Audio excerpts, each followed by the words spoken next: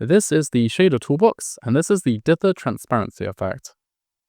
Dither Transparency is used in some games where you want objects to appear as though they are transparent, but you don't want to use traditional alpha blended transparency. With alpha blending, it can be more expensive because when you draw the object, first of all, you have to make sure you sort the objects back to front before drawing the transparents, and that sorting step can be quite expensive. But also, when you draw, you don't just replace the color values already on the screen, so you'll mix what you've just calculated with a color that already exists, and that blending step can be a little bit less efficient than just overwriting the values in the screen. With Dither Transparency, what we're aiming to do is still draw all the pixels opaquely, but we're drawing them in such a pattern that the object appears transparent.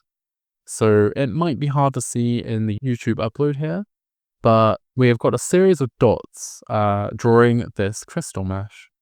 When you view this at a high enough resolution, then it looks like it's kind of transparent. It's just that we're cutting away certain pixels along a dither pattern to make it look like it's transparent.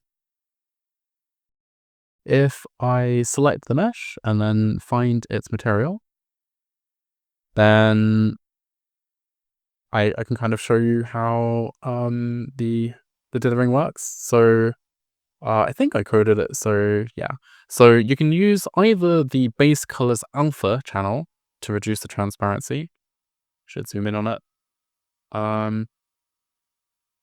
You can see it appearing and disappearing, and that value is multiplied by the opacity property down here.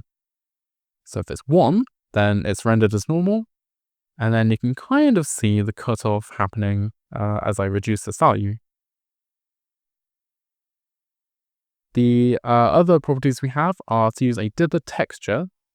By default, I am generating the dither pattern in the shader, but that can be a little bit less efficient than using a texture sample.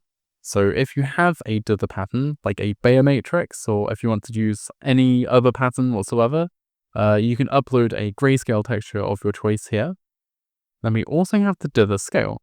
So for something that's maybe a bit more stylistic, so here if my dither is 4, my dither scale is 4, then you can really see the squares. It's a lot more noticeable.